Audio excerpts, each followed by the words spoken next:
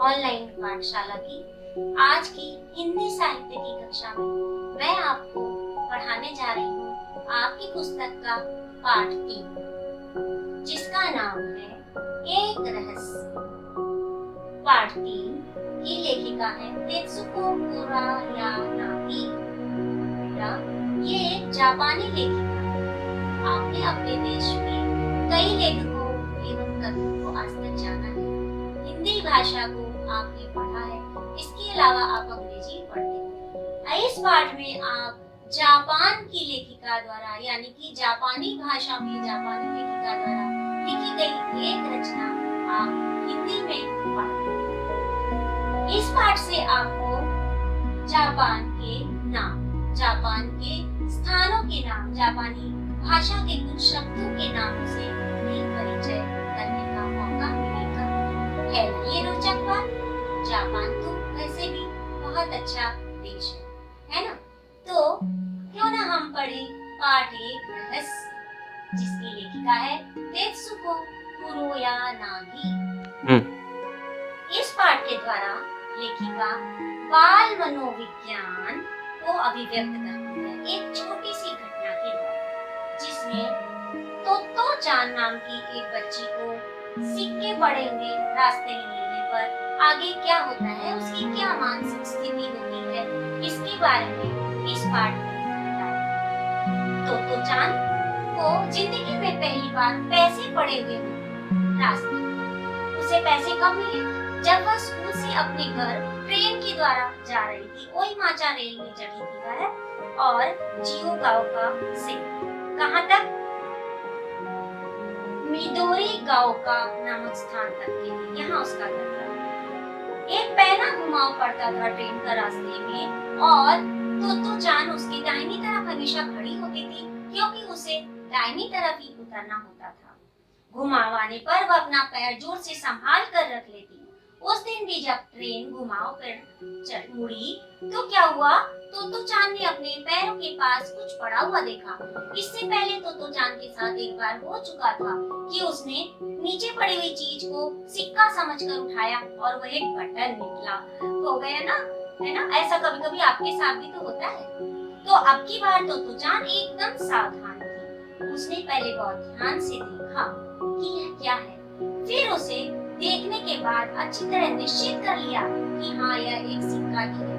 यह 5 सेन का सिक्का था। कितना? पूरे 5 सेन का। ट्रेन मुड़ने पर घुमाव के दौरान शायद यह सिक्का लुढ़क कर तोतो चान के पैर के पास आ गया था। तोतो चान ने देखा कोई सवारी उसके आसपास नहीं। वह क्या करे?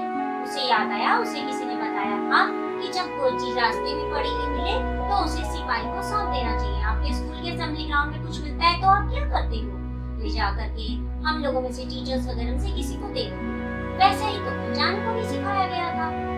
तो चान के लेकिन मन में क्या आ रहा था, अब मैं इस सिक्के का क्या करूं, क्या मैं खुद ले लूं? तो चान ने इतने में देखा वहां पर ट्रेन का कंडक्टर आया। कंडक्टर उसे पहचानता था, तो चान भी उसे जानती थी। तो कंडक्टर ने उसे देखकर मुस्कुराया, लेकिन आज तो चान उसे देखकर मुस्कुरा नहीं सकी। क्यों? क्योंकि उसके मन पर उस सिक्के का दबाव था।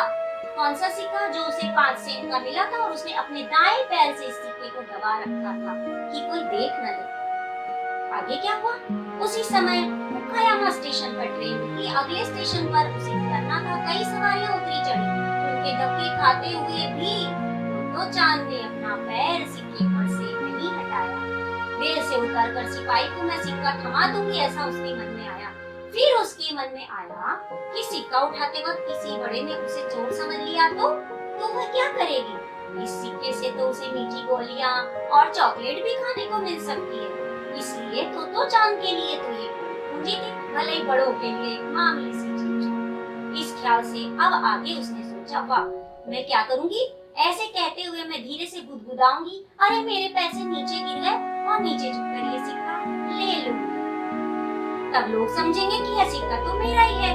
परंतु फिर उसने सोचा तो चांद ने कि जब मैं कहूंगी सिक्का मेरा,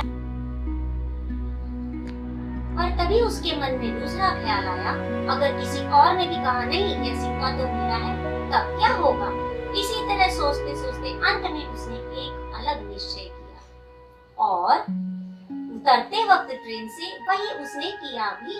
क्या किया कि उसने जूते के फीते बांधने के बहाने से झुककर धीरे से सिक्का उठा लिया और ट्रेन से नीचे उतर पड़ी। नीचे उतरकर उसने जब अपने आप पर गौर किया, वह पसीने से भीगी हुई थी।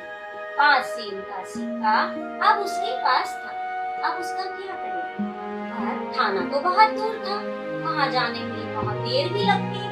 पर माँ की चिंता का कारण सोचने लगी कि माँ उसकी चिंता करेगी, आज तो वो जान कहाँ गई। यह सोचकर उसने सोचा कि मैं यह सिक्का छुपा दूंगी। कल जब स्कूल जाऊंगी तो निकाल कर सिक्का अपने साथियों को दिखाऊंगी और उनको भी तो वह सिक्का कभी नहीं मिला होगा, वैसा रास्ते में पड़ा हुआ। तो इस तरह से तो जान ने निश्चय किया कि सिक्का वह कहीं पर छुपा देगी। देर तक सोचने के बाद घर जाने पर शायद कोई कुछ पूछ बैठे, यह सोचकर उसने दूसरी जगह सिक्का छिपाने की सोच ली। स्टेशन के पास ही पेड़ों के झुरमुट में जाकर के उसने देखा कि यही जगह एकदम ठीक है। वहां पर एक डंडी से उसने धीरे से मिट्टी हटाई। मिट्टी हटाकर सिक्का उसने दबा दिया और वापस एक अजीब सी शक्ल का पत्थर उसके ऊपर पहचान के लिए रख दिया। यानी कि तो चांद ने सिक्का दूसरे दिन अपने दोस्तों को, अपने साथियों को दिखाने के फेर में वहां पर मिट्टी में सिक्का छिपा दिया, हाँ, और उसे ढक दिया। बच्चों देखो, ये सब आप लोग सभी कुछ न कुछ कभी न कभी करते हो। तो चांद भी आपकी तरह एक छोटी बच्ची थी, उसने भी किया। अगले दिन, पहले तो ये जानो, उस दिन रात को जब वह रोज का हालचाल अपनी माँ को बताती थी, तो आज के दिन उसने क्या किया? नहीं, आज उसने माँ से अधिक बात नहीं की, सो गई। दूसरे दिन कहीं आँख खुलते ही उसे लगा कोई जरूरी काम करना है और तो चांद जल्दी स्कूल के लिए गया। पर जब वहाँ पहुंची जहाँ पर उसने सिक्का छुपाया था, उसने मिट्टी पत्थर हटाकर देखा तो क्या पाया? सिक्का तो वहाँ था ही नहीं। बेचारी तो जान, कितनी कल्पनाएं उसने की, कितनी परेशानी उठाई उस सिक्के की वजह से, और वह 5 सेन का सिक्का अपनी जगह से फिर भी गायब हो गया। सिक्का न उस दिन मिला, न आगे कभी मिला। शायद कोई छछूंदर ले गया होगा। तो चांद ने ऐसा भी सोचा, क्या मैंने उस दिन कोई सपना देखा था? यह बात भी तो चांद के मन में आई। भगवान ने शायद मुझे सिक्का लेते वक्त देख लिया था उस दिन। कभी कभी बेचारी ऐसा भी सोच लेती।